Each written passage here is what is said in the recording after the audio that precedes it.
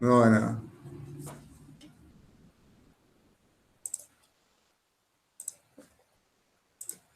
Bueno, ahora les voy a compartir pantalla. El texto que es continuación de los temas que estamos viendo, eh, es San Agustín, ya en la Edad Media. Es un texto del autor Rosy Miguel. eh, es un texto claro, no es confuso, no es muy aristotélico ni muy platónico, a pesar que San Agustín es bien platónico, pero la forma en que desarrolla este autor hace que las definiciones, por ejemplo, del Estado, política, república, el vínculo de la familia, Dios, el amor y paz, se relacionen y permitan, digamos, ingresar a San Agustín, eh, desde las obras que realizó él, que no escribió específicamente sobre política, pero sí él hizo referencia durante todo su trayecto o hizo alusión a algunos aspectos referidos al hombre y el vínculo con otros hombres, a lo social y su vínculo de lo finito del hombre hacia lo infinito de Dios. Entonces, es un texto sencillo. Yo lo transcribí de todo el texto en tres carillas, que vendría a ser como las ideas principales que marcan el texto, sin dejar de lado los detalles que también marca el autor. El autor en particular va dando la idea principal y la va complementando con las obras referidas de San Agustín, ya sea la ciudad de Dios o las confesiones que tiene o la obra de Confesiones, donde manifiesta todo su pensamiento, digamos, filosófico. Y bueno, lo que plantea el autor, para tratar de hacer una clase breve, lo que plantea el autor, digamos, que San Agustín era un pensador itinerante, o sea, porque refiere que en su juventud viajó, digamos, a varios lugares como Cartago, Roma y Milán, y ahí donde se desarrolló o profundizó su filosofía. Bueno, el autor hace referencia ahí que nació en África, en el norte de África, en la ciudad de Tagaste, y que vincula principalmente su experiencia de vida al desarrollo de sus obras filosóficas y vinculadas al cristianismo, por la influencia que tenía, más que nada, de su madre, que era una ferviente seguidora de la religión cristiana, no así tanto de su padre, pero bueno, lo que sabemos por lo menos de San Agustín, que desde joven su comportamiento no fue como estamos viendo, Luis, ando bien. Desde joven, digamos, su comportamiento no fue como siguiendo la formalidad o las reglamentaciones o los valores o las virtudes que establecía el cristianismo, sino que era un joven de ir a muchos lugares donde se acudían a fiesta. Por eso dice ahí las diversiones y los espectáculos teatrales que se daban en la ciudad de Cartago, él asistía constantemente a eso, y que en esos lugares también le permitía conocer algunos pensadores, algunas personas interesadas en la filosofía, porque también ya de joven le interesaba buscar la verdad. Y bueno, él encuentra en Cartago, le presentan, digamos, como el texto de El Hortensio, que es de Marco Tulio Cicerón, y justamente allí plantea en ese libro, si bien no habla de un Dios, se plantea la búsqueda del saber desde la filosofía. También en ese tiempo en Cartago, eh, él se inclina hacia el maniqueísmo. El maniqueísmo, como él dice, una doctrina, son los principios que establece un dualismo entre el bien y el mal, pero ese bien y mal no se contradicen a pesar que están opuestos, sino que se confluyen entre ambos para lograr un equilibrio, y de esa manera la realidad se desenvuelve en la vida, digamos. El hombre en la realidad, en ese estatus ontológico, en lo que está frente a nosotros, el bien y el mal siempre están presentes. Eso es lo que le impacta, digamos, a San Agustín en Cartago. Por eso el autor mismo dice, de este texto, dice que, bueno, que San Agustín era un pensador itinerante. Posteriormente, en Roma, manifiesta el autor que San Agustín se traslada a Roma, una, porque quería apartarse de la relación muy influente de su madre, y dos, porque cuando daba clase los alumnos no le prestaban mucha atención, entonces se dirige a Roma buscando también un espacio donde poder enseñar lo que había aprendido y que los alumnos, digamos, también lo siguieran en su enseñanza, o por lo menos prestaran más atención en lo que él desarrollaba. Eh, por supuesto que allí se contacta con filósofos académicos, y en ese contacto con los filósofos académicos él crea una teoría del libre arbitrio, donde, bueno, manifiesta que el único responsable de la caída original, que voy a ir marcando, el único responsable de la caída original y de y todos los pecados es el hombre. Él tiene en cuenta principalmente en sus obras que el pecado original, o sea, el pecado original referido a aquella acción del hombre que no sigue las virtudes o los valores establecidos por Dios. Entonces, y niega la gracia que le da el don, o la gracia que le otorga Dios al hombre. Entonces, en ese negar la gracia o no seguir las virtudes, el hombre tiene la posibilidad de elegir de ser un hombre nuevo o un hombre viejo. El hombre nuevo es aquel que, a pesar de haber cometido el pecado original, tiene la posibilidad de redimirse o pedir el perdón para volver a ligar y estar en vínculo con Dios, con lo infinito. En cambio, el hombre viejo es aquel que, una vez que ha cometido el pecado original, ha contradecido los valores o las virtudes que ha sido otorgado por Dios, se queda en ese pecado original y va cometiendo aún más pecados, como corrompiéndose, y no llega a vincularse con Dios. Esa es la teoría del libre albedrío. Bueno, es mucho más extensa, pero eso en resumen. Igual el autor no entra a profundizar mucho sobre eso, simplemente va nombrando, es lo que hace el autor. El autor de este texto va nombrando y va tomando fragmentos, frases o párrafos de las obras de San Agustín, porque no hay algo escrito principalmente como una obra política de San Agustín. Pero sí se puede ver manifestaciones de lo referente a los políticos, Estado, República, que hace San Agustín relacionado con Dios y el amor y la paz. Eso sucede en Roma, y allí ya se ve la influencia filosófica de San Agustín, pero en Milán es donde se profundiza su conocimiento con filósofos académicos, ya sea como Ambrosio o Simplicano, que aparte de ser católicos y estar en la academia, digamos, eran neoplatonistas, es decir, que tomaban las ideas de Platón, porque San Agustín se ve muy influido también por Platón, y bueno, Ambrosio mucho más, y es quien le vuelca la enseñanza de Platón a San Agustín. Y bueno, y allí el mal, digamos, dice que se presenta como una privación del bien. Pero solo el bien posee un estatus ontológico. Acá es filosofía pura en el sentido, ¿qué quiere decir esto? Quiere decir, bueno, Platón, en la antigua, manifestaba que existían dos mundos, el mundo sensible y el mundo ideal, y en el mundo ideal o inteligible habita el bien, y ahí está la verdad.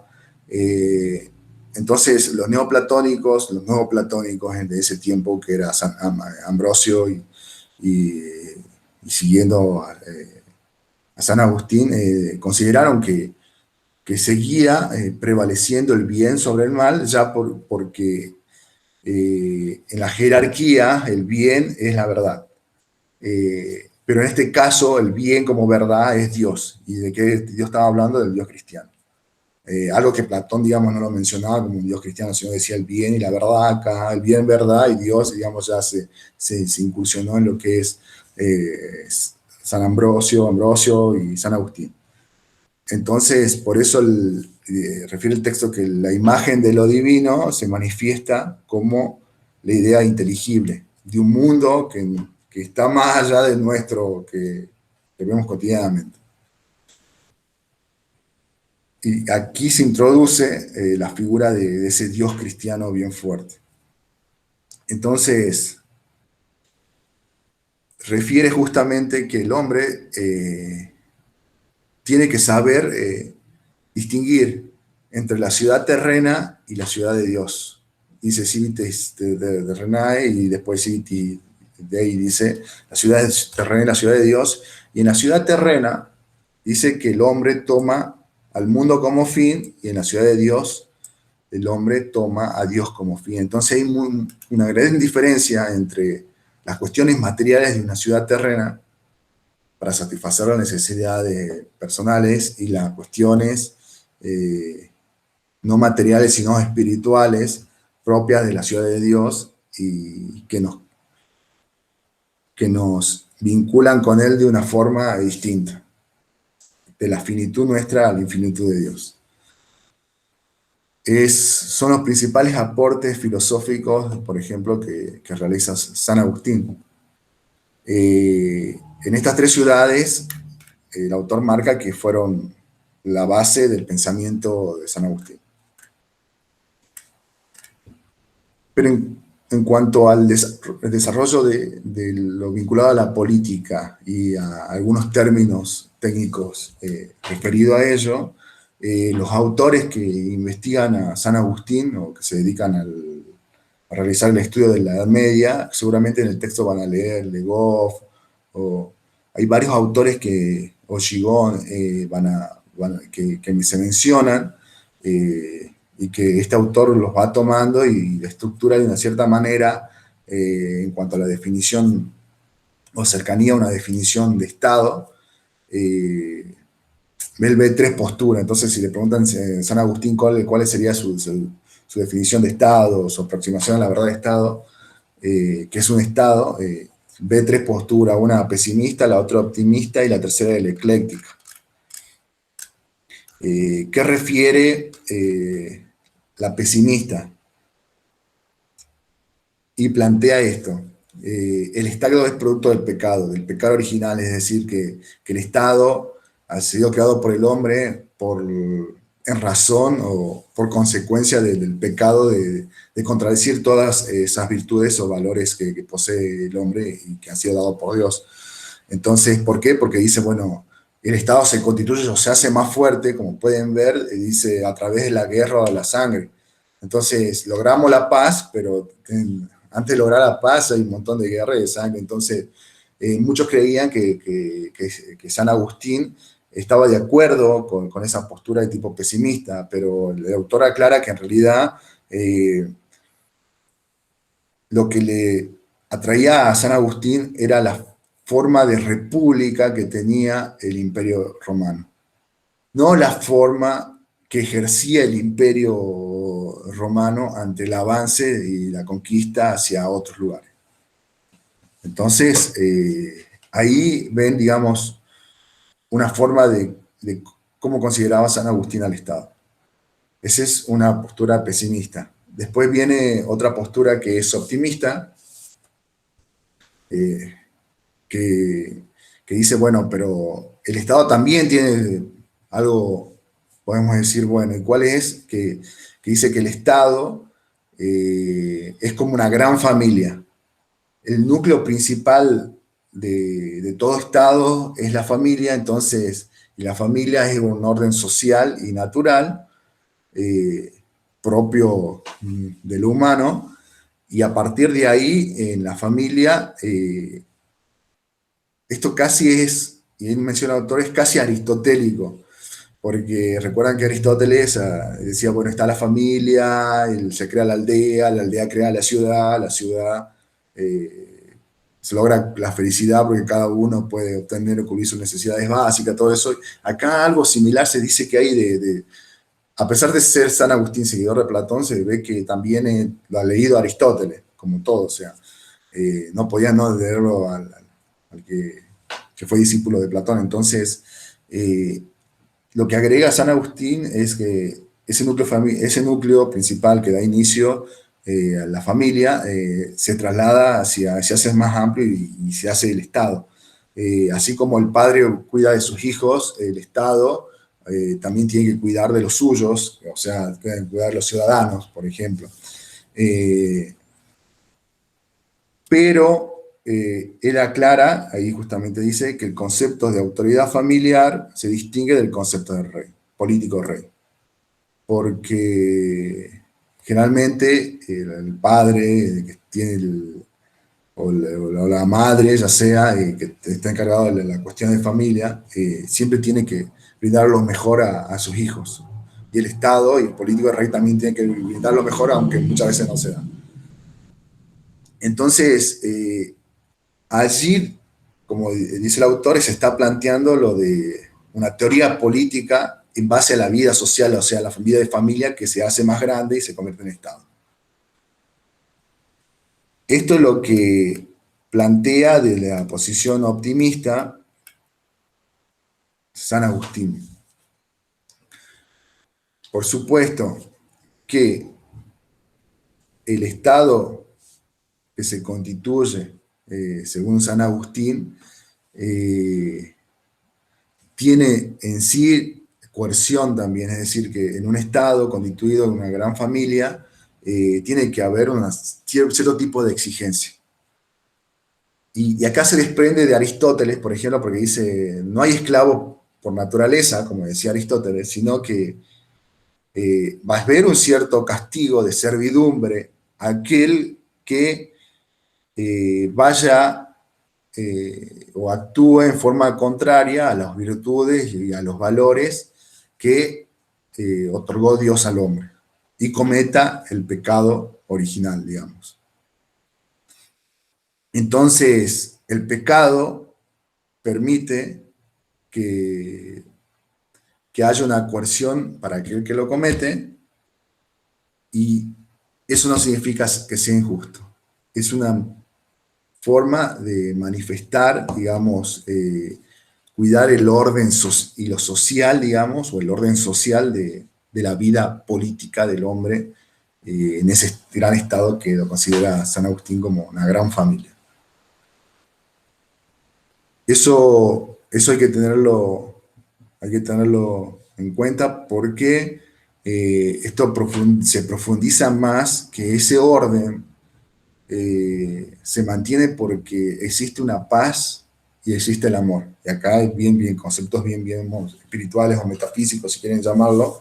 La paz y el amor para San Agustín eh, permiten que haya una armonía, eh, que lo vamos a ir viendo ya casi al final de estos textos. Y hay una tercera posición. La tercera posición es ecléctica, toma lo mejor, o toma lo mejor, o por lo menos hay algunos autores que dicen, no, ni es pesimista ni es optimista, es ambas, son ambas, digamos, ese es San Agustín. Eh, entonces dice, bueno, en realidad el Estado funciona, dice, como un remedio y una reparación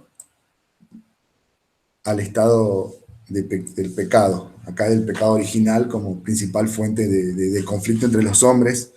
Eh, entonces el Estado sirve para lograr la armonía y el orden, la paz y el amor entre los que habitan allí. Por supuesto, todo vinculado a Dios.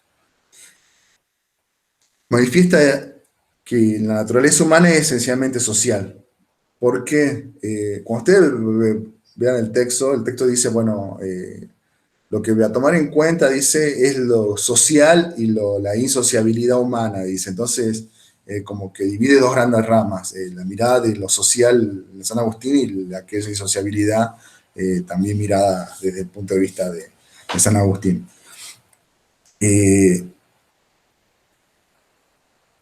Y lo social es mirado de la siguiente manera, bueno, el hombre se constituye en familia, perfecto, busca la verdad, perfecto, busca el amor, busca la paz, pero no lo puede hacer solo, necesita otros semejantes, por eso Dios crea al hombre como imagen y semejanza de lo divino y la mujer como un complemento social del hombre. Esa es una mirada, bien como manifiesta ahí, judeo-cristiana y la que tiene en cuenta San Agustín.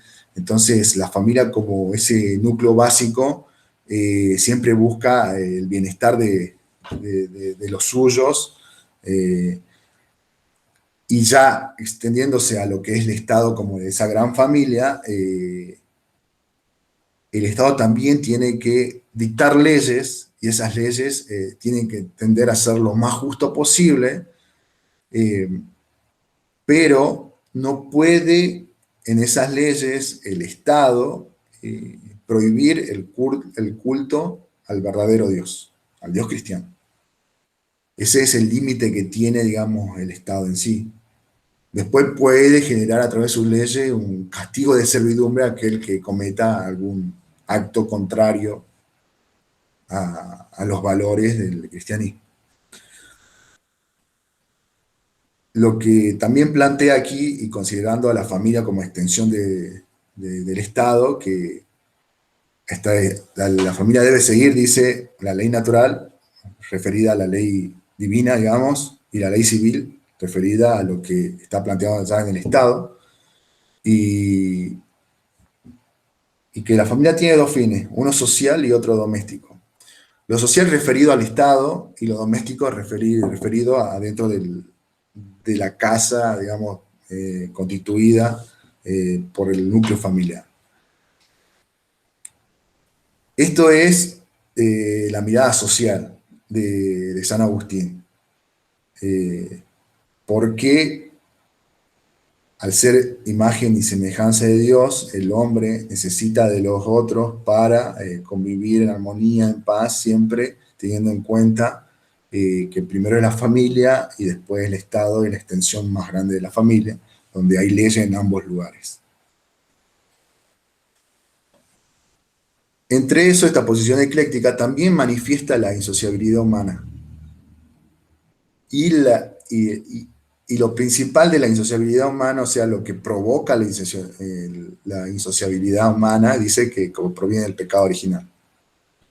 El pecado original pervierte o rompe los vínculos humanos. ¿Por qué? Porque está a ver cómo saco la ventaja al otro. Porque rompe con todos los mandamientos, los valores y las virtudes que le otorga Dios al hombre. Entonces, este pecado original genera conflicto y produce grandes guerras, digamos. Pero lo que también plantea San Agustín es que por más que exista el pecado original, está la posibilidad del hombre que regrese eh, a su estado antes del pecado original a través del perdón, digamos. Entonces, puede redimirse ante Dios y volver otra vez a ser el hombre que no comete esos pecados originales que causan eh, perversión entre los vínculos humanos. Por eso, más adelante, él plantea una dimensión preadánica antes de Adán y después de Adán, y el pecado original como la bisagra que permite al hombre estar en vínculo con Dios o no. Siempre el autor, entonces, este autor toma de otros textos de San Agustín y plantea que hay consecuencias claras en el pecado original y plantea dos consecuencias. La primera es la quiebra de la comunicación y la otra es la jerarquía de los vínculos humanos. Entonces dice, el quiebre de la comunicación se da porque las lenguas, y aquí habla de, por ejemplo, podemos decir los idiomas, eh, dependiendo de cada región varían, entonces decía, si se juntan dos personas que poseen diferentes lenguas, no pueden llegar a un acuerdo porque pasan muchos años para que uno entienda la lengua de otro acerca de lo que quieren acordar. Entonces la paz es muy difícil de llegar. Eh, Algo que no sucede incluso, dice, con los animales, porque los animales tienen la capacidad de comunicarse de otra forma y mucho más rápida, y él lo compara y le hace referencia a la que sucede cuando dos animales ya están en su ámbito, se encuentran. Entonces, pero el hombre, por ser el lenguaje, genera conflicto también de comunicación, y ahí también genera una jerarquía de vínculos humanos, dice. ¿Por qué? Porque el que posea más poder, por ejemplo, en la comunicación en el lenguaje, puede someter al otro. Eso lo plantea. Entonces dice, ¿hasta qué punto se dice que el hombre es tan social o no? Eh, y, y hasta qué punto también hace referencia a que, y aquí define justamente el Estado, hace una definición del Estado como ente político que detenta el monopolio legítimo de la coerción, y no debe entenderse sin la subordinación de unos hombres a otros.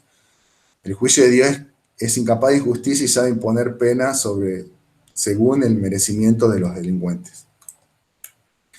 Eh, Esta es una definición cercana a lo que podemos ver de Estado en San Agustín. La coerción es necesaria, sí. Tiene límites también. Uno de los primeros límites que se refirió a la coerción es que aquellas acciones que se toman no sean injustas, porque Dios tampoco busca la injusticia, sino busca la justicia. Y que, por supuesto, el Estado, al tener el vínculo entre los hombres, sabe cuáles son los que han cometido aquel pecado original más fuerte, y quizá aquellos que han hecho cuestiones más débiles en sus acciones.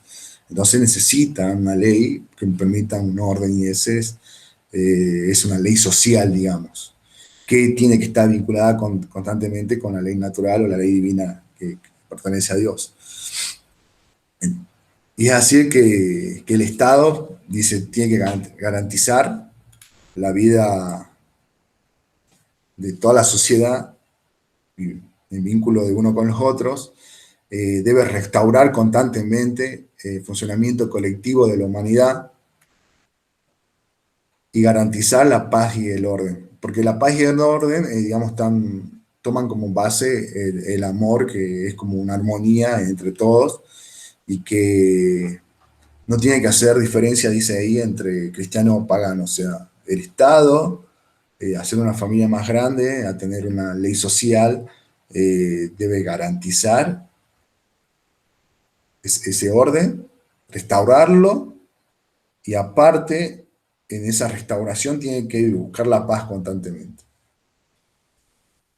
Esto es lo que se plantea desde el punto de vista eh, lo que se plantea desde el punto de vista de la posesión ecléctica de los intérpretes de San Agustín. Luego, el texto también refiere al Estado como república. Entonces, lo que manifiesta es que San Agustín, que ese Estado como república solamente puede darse en el reino de Dios, donde existe la verdadera justicia como fundador cuyo fundador y conductor es Cristo. Aquí seguramente, bueno, cuando si leen el texto, hace referencia a que muchas veces se interpretó como que San Agustín eh, únicamente veía la justicia en el Imperio Romano, o más que nada en, en el Imperio Romano de estilo republicano, como república. Pero lo que San Agustín hace, y aquí sí toma, bien platónico, toma que el reino de Dios, que no es el lugar donde quizás nosotros habitamos, sí existe una verdadera justicia, como las virtudes, digamos, y lo que sí, si lo vemos como gran impulsor a esta verdadera justicia, es Cristo. Bueno, y ahí tomando la figura de Cristo como buscando siempre el orden, la paz, el amor, y el encuentro con los otros de una manera que no seamos inclinados hacia el pecado original constantemente. A partir de eso, San Agustín toma elementos para definir, digamos, la auténtica república.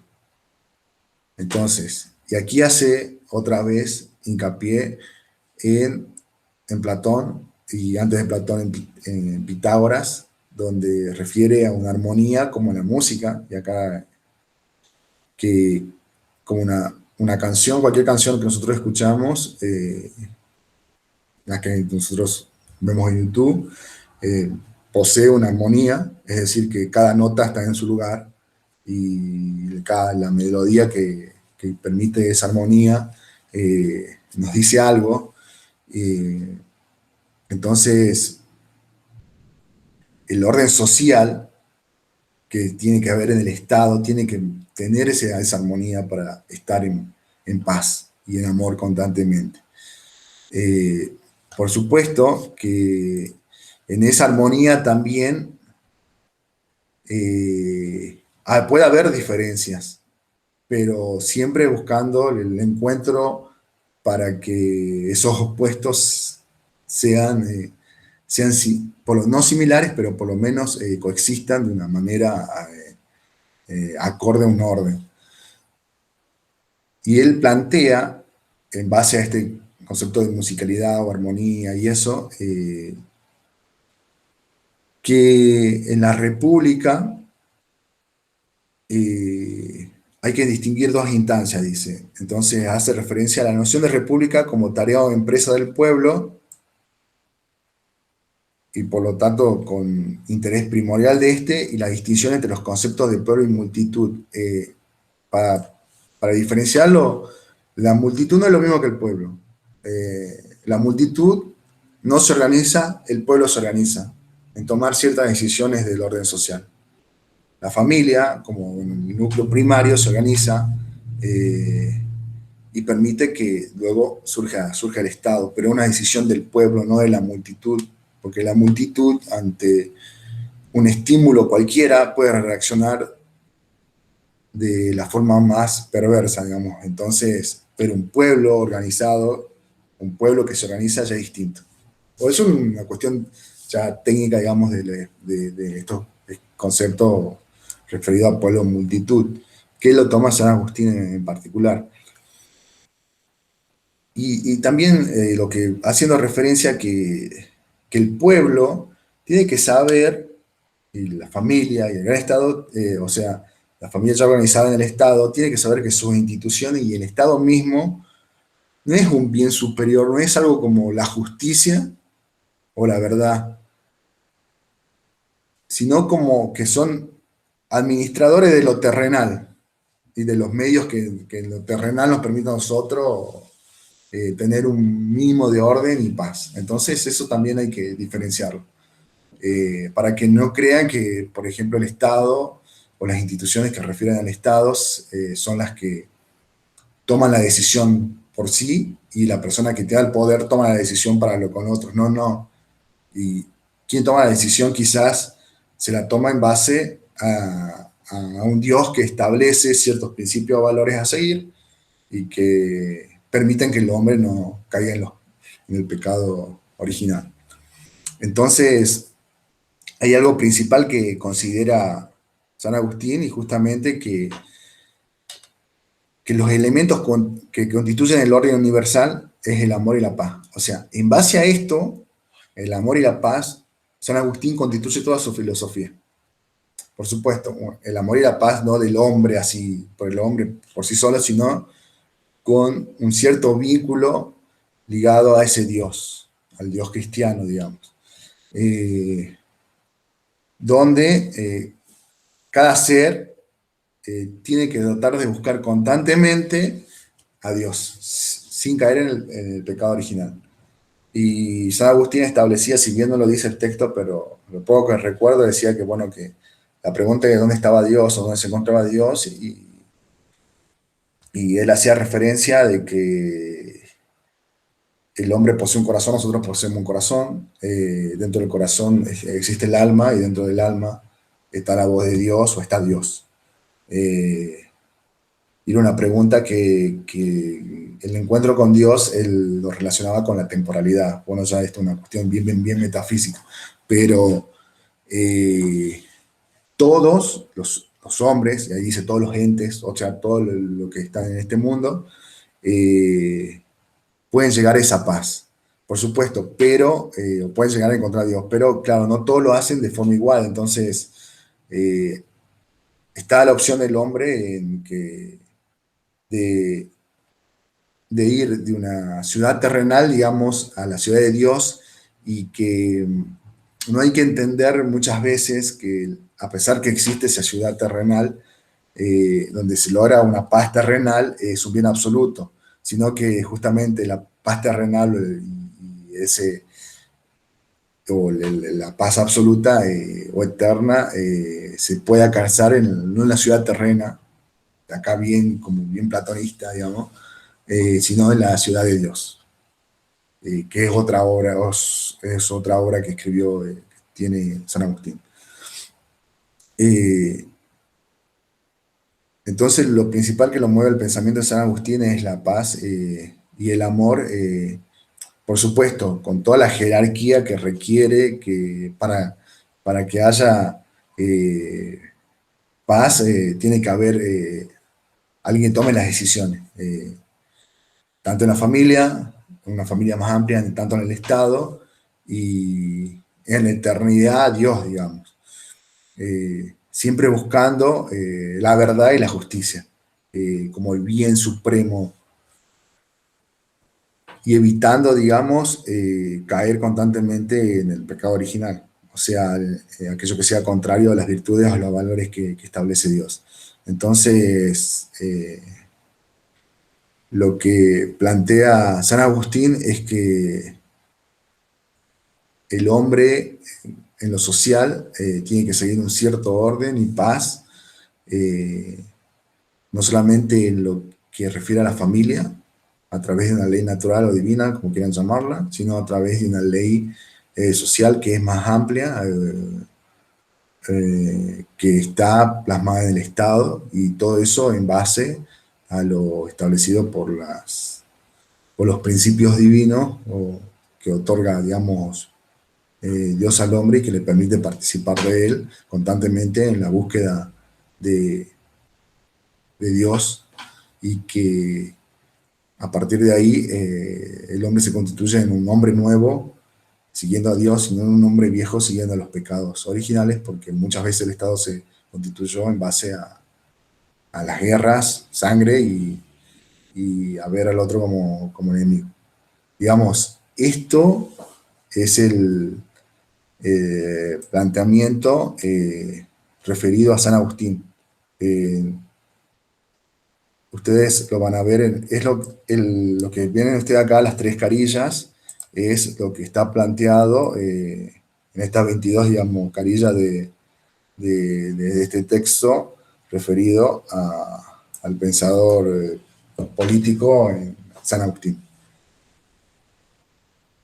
La formación, y justamente el autor dice, la existencia, eh, la vida existencial, o por lo menos la vida de San Agustín con su experiencia de vida, fueron las que le permitieron por lo menos establecer ciertas obras, como las Confesiones, donde también hace referencia a lo político. O sea tomando las ideas de Platón, o tomando las ideas de Aristóteles y comparándolas, que es lo que va haciendo el autor constantemente. Y, y esto es, digamos, un encuentro de varios intérpretes que toma el texto de, de San Agustín. Por eso es un texto donde ustedes los leen y el autor va dialogando, dialoga con él, dialoga con otros autores, y dialoga con San Agustín, y va constituyendo por lo menos algunos fragmentos que hacen referencia al hombre eh, como imagen y semejanza de Dios, que necesita del otro hombre también, que es imagen y semejanza de Dios, para vivir en sociedad. Esto es San Agustín. No tiene más secreto que eso. Por supuesto, en las obras de San Agustín, que ya son más detalladas en la parte metafísica, quizás tengan un montón de cuestiones a ver, pero bueno, esto es más o menos lo que plantea el autor en el texto. La función social del hombre y aquella función no social que también tiene el hombre dentro de la sociedad. El que comete el pecado original y el que no comete, como bisagra o llave principal entre Dios y el hombre y entre Dios, el hombre y los otros hombres. Eh, donde establece una cierta jerarquía del hombre que tiene que cumplir en la sociedad. Dejo de compartir pantalla. No sé si fue claro el texto, pero o si tienen alguna consulta, alguna duda. eh, yo presenté tal cual el autor me lo va mostrando, digamos. eh, donde justamente manifiesta ese vínculo Dios como principal guía del hombre.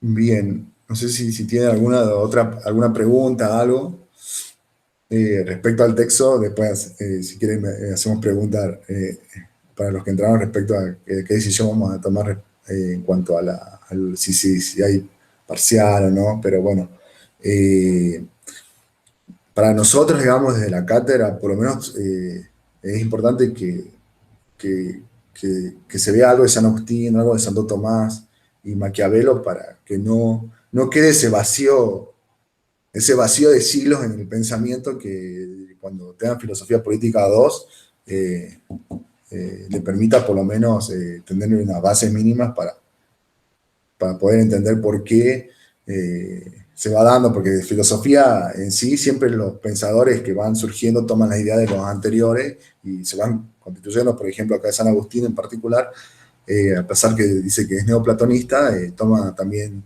se pueden relacionar con las ideas de Aristóteles. Entonces, es el juego que también hace el texto. Va entre Platón y Aristóteles con imponiendo San Agustín, digamos, otro juego en el conocimiento y otro juego en la verdad. No sé si tienen una consulta. Bueno, la clase va a quedar grabada. Eh,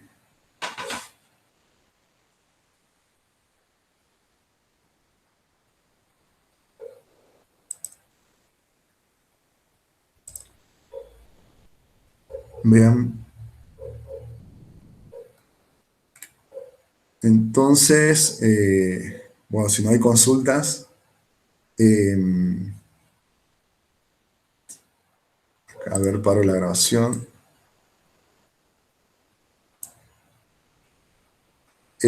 Perfecto, en cuanto a la bibliografía, ya la subí. Está el texto completo y está el resumen o por lo menos las ideas principales que le mostré, ya está, lo pueden descargar.